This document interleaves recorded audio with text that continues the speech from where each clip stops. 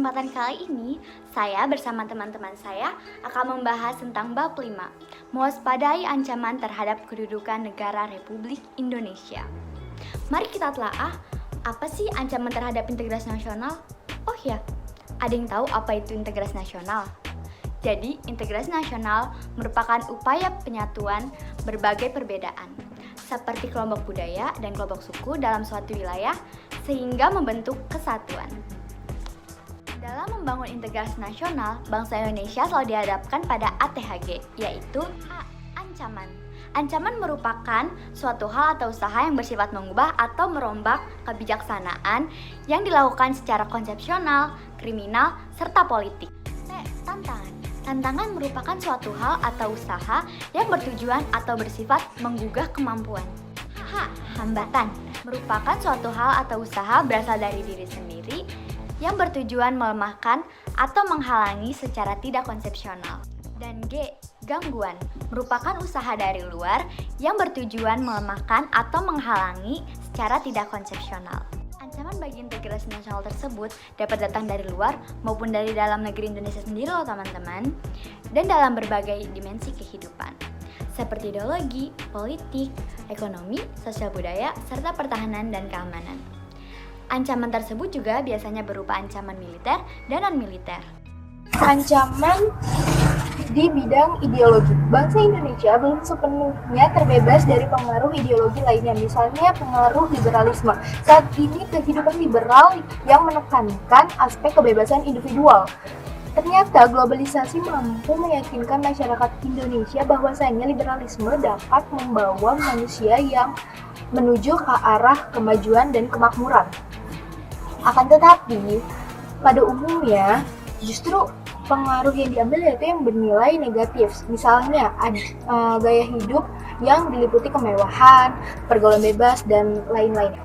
Strategi mengatasi ancaman di bidang ideologi. Yang pertama yaitu memahami lebih dalam tentang arti penting Pancasila sebagai ideologi negara. Yang kedua yaitu menerapkan nilai-nilai Pancasila dalam berbagai aspek kehidupan. Dan yang ketiga, menumpas berbagai gerakan separatis dengan tegas. Dan yang terakhir yaitu yang keempat yaitu sosialisasi wawasan kebangsaan dan implementasi nilai-nilai Pancasila dalam rangka melestarikan dan menumbuhkan kesetiaan terhadap ideologi bangsa. Ancaman di bidang politik.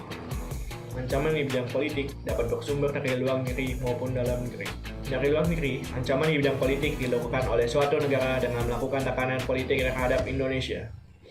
Intimidasi, provokasi, atau blokade politik merupakan bentuk ancaman non-militer dimensi politik yang seringkali digunakan oleh pihak-pihak lain untuk menekan negara lain.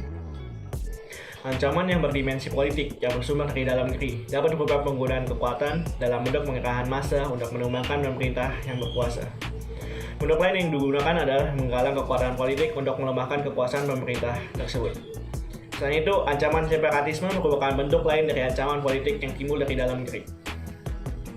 Strategi mengatasi ancaman di bidang politik antara lain: yang pertama, mengembangkan demokrasi politik; kedua, mengaktifkan masyarakat sipil dalam arena politik; ketiga, mengadakan reformasi lembaga-lembaga politik agar menjalankan fungsi dan peranannya secara baik dan benar; keempat, memperkuat kepercayaan rakyat dengan cara menegakkan pemerintah yang bersih dan berwibawa; kelima, menegakkan supremasi hukum; dan yang terakhir, memperkuat posisi Indonesia dalam kancah politik internasional. Yang ketiga, ancaman di bidang ekonomi. Globalisasi perekonomian di satu pihak akan membuka peluang pasar produk dari dalam negeri ke pasar internasional secara kompetitif. Sebaliknya juga, membuka peluang masuknya produk global ke dalam pasar domestik. Hal tersebut tentu saja selain menjadi keuntungan, juga menjadi ancaman bagi kedaulatan ekonomi suatu negara. Adapun pengaruh negatif globalisasi ekonomi dan dapat menjadi ancaman kedaulatan Indonesia, khususnya dalam bidang ekonomi, diantaranya sebagai berikut. Ada 3. Yang pertama, Indonesia akan dibanjiri oleh barang-barang dari luar negeri. Yang kedua, cepat atau lambat perekonomian negara kita akan dikuasai oleh pihak asing. Yang ketiga, timbulnya kesenjangan sosial yang tajam sebagai akibat dari adanya persaingan bebas.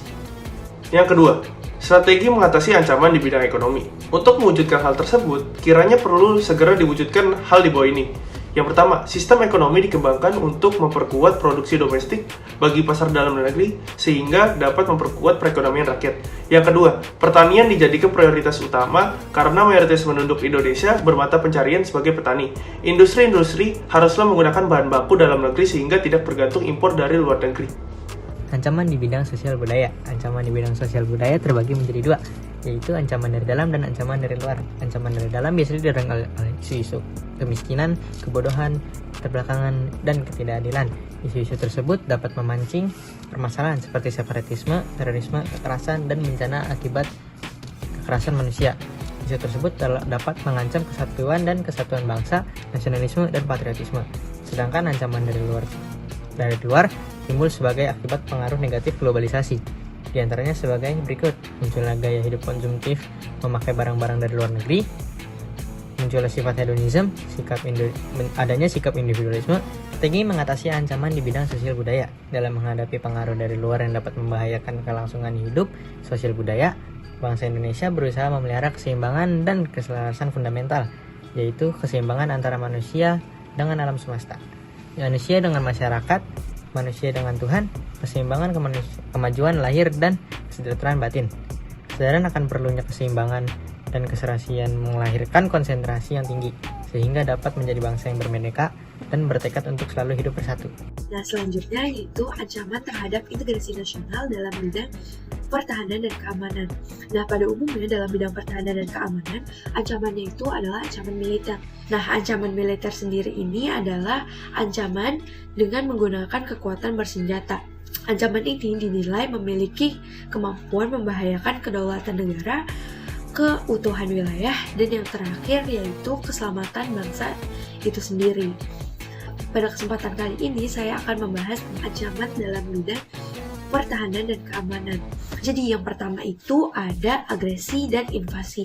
Suatu negara yang melakukan agresi terhadap negara lain adalah ancaman bagi kedaulatan negara, keutuhan wilayah, dan keselamatan segenap bangsanya. Invasi adalah bentuk agresi berskala paling besar dengan menggunakan kekuatan militer bersenjata yang dikerahkan untuk menyerang dan menempati wilayah di Indonesia. Nah, yang kedua yaitu pelanggaran wilayah. Bentuk lain dari ancaman militer yang peluang terjadinya sangat amat tinggi adalah tindakan pelanggaran wilayah pada wilayah darat, lautan, ataupun ruang udara di Indonesia oleh negara lain. Konsekuensi dari Indonesia memiliki wilayah sangat amat luas dan terbuka adalah terjadinya pelanggaran wilayah apabila keamanan dan pertahanan dari Indonesia tidak diperkokoh.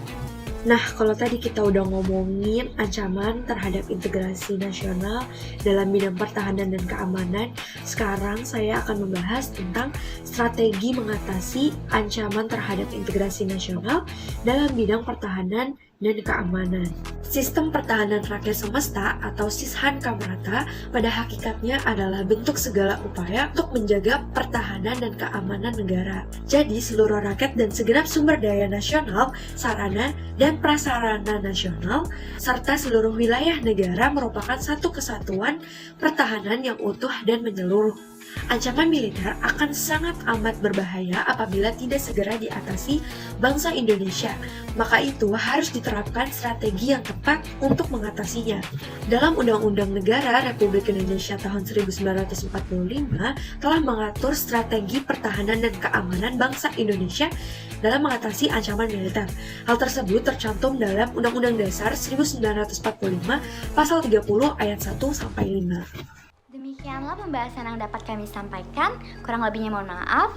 Semoga bermanfaat. Terima kasih. Bye-bye.